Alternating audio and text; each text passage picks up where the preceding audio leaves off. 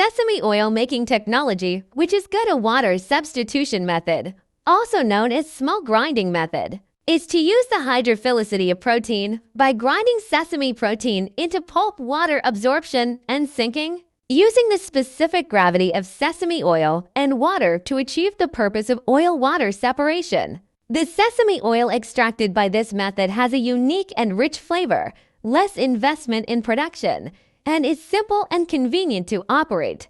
Although the water substitution method has low oil yield, high labor intensity, and a long-standing time, it can ensure the quality of the fragrance oil and is more nutritious. Other processing processes, such as pressing, leaching, and enzymatic processes, each has its advantages and disadvantages. The oil is extruded from sesame by mechanical pressure, and the sesame oil produced has obvious sesame flavor, but the oil yield is high, the process is simple, the labor intensity is low, the environmental health is good, and the industrialization is easy.